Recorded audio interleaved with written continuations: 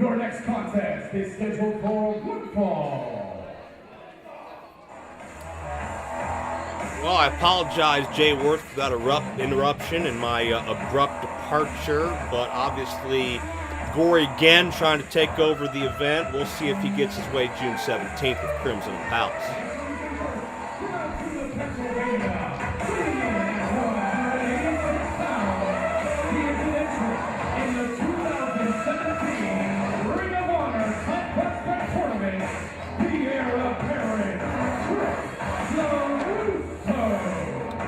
And you want to talk about somebody that always wants to get their way. That's the heir apparent Chris LeRusso, a guy who for months acted like him becoming the first PCW champion was an afterthought. It was a formality. And when push came to shove and it was LeRusso and Kincaid in round number 1, LeRusso didn't win. He blamed the official, he blamed me, he blamed everybody else. But I consider it time for Chris LeRusso to blame himself. That's just my personal opinion. We'll see if Chris LeRusso can do better. This is a matchup Chris LeRusso asked for because he did not do well his first time against this gentleman. This is kind of the Chris LeRusso redemption tour in his philosophy. And we'll see if LeRusso can prove himself after months of just proclaiming himself the best. We'll see if he can actually showcase it.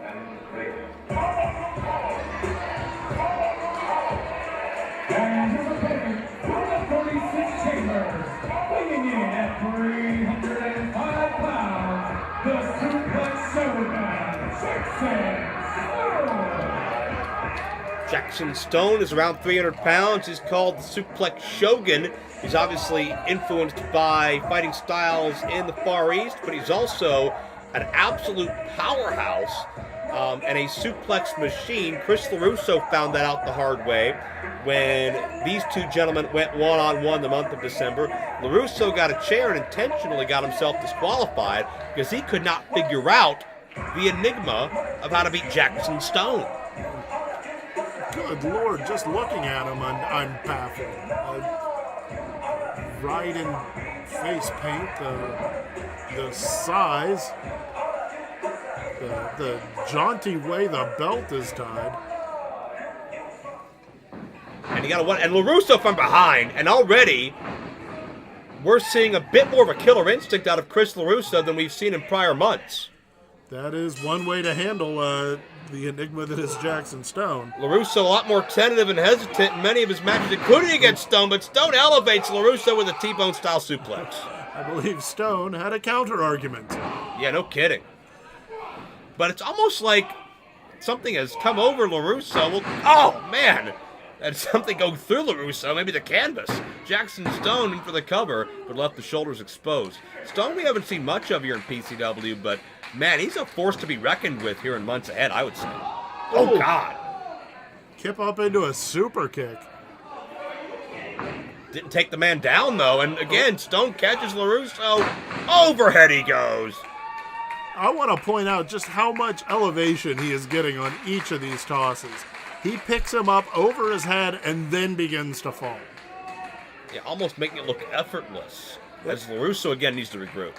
Really proper suplexes. Well, this young kid Stone's got a bright future, no doubt about that. Hell, he could be in the PCW Championship mix before too long. Oh, God. You can see the gasps and the facial expression of these fans as they feel the impact. I saw that girl's hair move. Good Lord. And if you're LeRusso, what do you do right now? Get a chair. Get yourself disqualified. Regroup again. Well, I can only work so well as LeRusso dropped on this guardrail. And keep in mind, when LeRusso and Gannon decided who would get the championship match tonight, part of the reasoning was because LeRusso wanted to kind of absolve himself of some past sins first, and that included his previous match with Jackson Stone. LeRusso wanted to get one up on the Suplex Shogun. That hasn't seemed to get that one up quite yet. And LeRusso has just been a lot angrier and just a lot shorter with me and with a lot of individuals over the past month or so. And that post was rocked with the impact of the anatomy of Jackson Stone, but LeRusso may have found that opening. Stone slow to his feet. And LeRusso now responding in kind as far as the usage of that guardrail.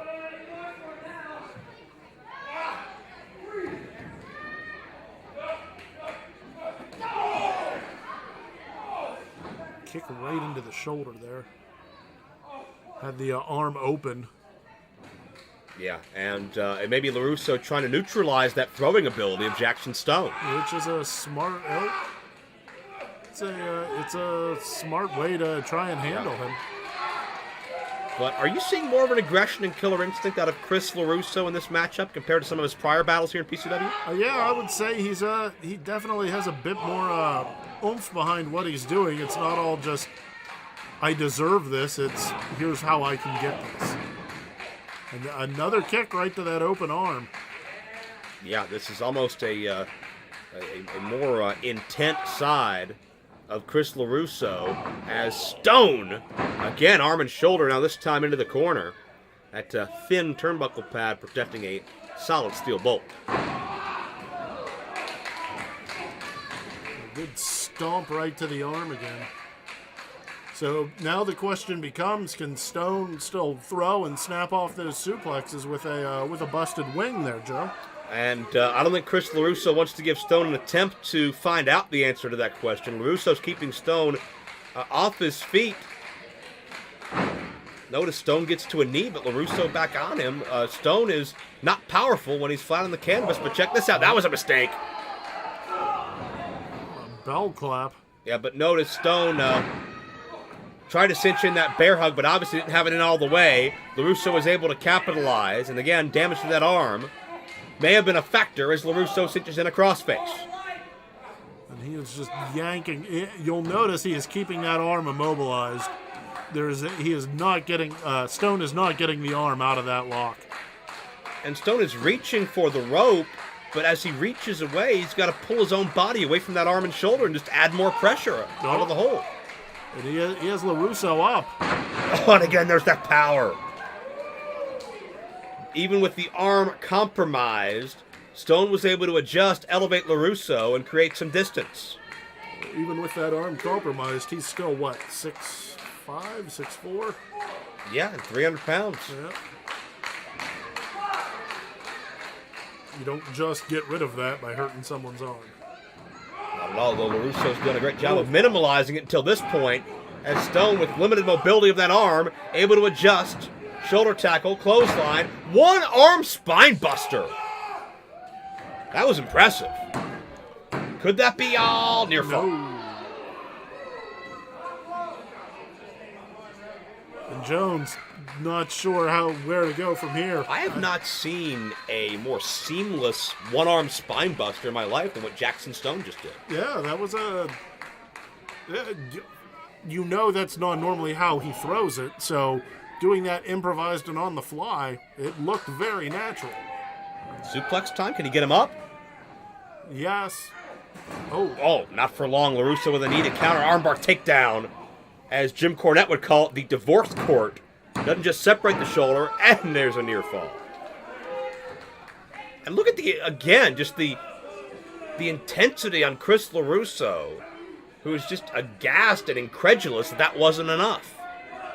And certainly making his feelings known about it to the referee. Crowd getting inside the head of LeRusso further by telling him, furthermore, that was 2. Headlock driver by LeRusso. We've seen him beat many men this way. Wait a minute. Oh, LeRusso pushes the official in a way. Talk about desperate. Not only did he pull the official into the path of Jones, he got himself out of the way. That's the more important part. And Jackson Stone collided with the official in a bad way. LeRusso able to, again, make contact. And Jackson Stone with a pounce. And LeRusso is hit hard, lands on the official, was out before we even got there. Jackson Stone has this one. And here comes Gannon Jones Jr. And that same chair he used earlier. What is this about? Oh! I think we know what it's about. It's about this headlock driver. And Jackson Stone got planted. There goes the evidence. And Gannon Jones Jr., oblivious to the official, has helped out Chris LeRusso. Jones felt he was screwed earlier, and I guess was helping out to make sure LeRusso wasn't either.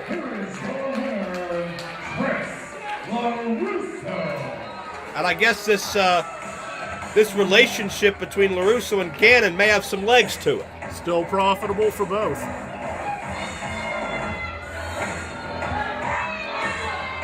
Gannon was not successful in winning the PCW championship, and it seems that he and LeRusso are going to take it out on everybody. Enough with the music, enough with the music. I have a couple things to say.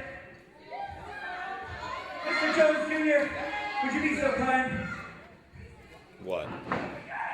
Wait, that's the official Gannon was arguing with after his title match. That was, no! No! God! I think he just dumped him square on the top of his head. What is wrong with you? You know, I really didn't want to do that. I'm sure Dan really didn't want to do that, but, you know, PCW, he'll be fine, relax. PCW has decided that they don't want to give Gannon Jones Jr. and Chris LeRusso the attention, the respect, and the opportunities that we deserve. Look, we've been doing things the easy way up until now. From now on, myself and the single greatest athlete in professional wrestling today, we are going to do things our way. Oh, and one more thing. We're not alone. We're not alone. Oh, that's a twist.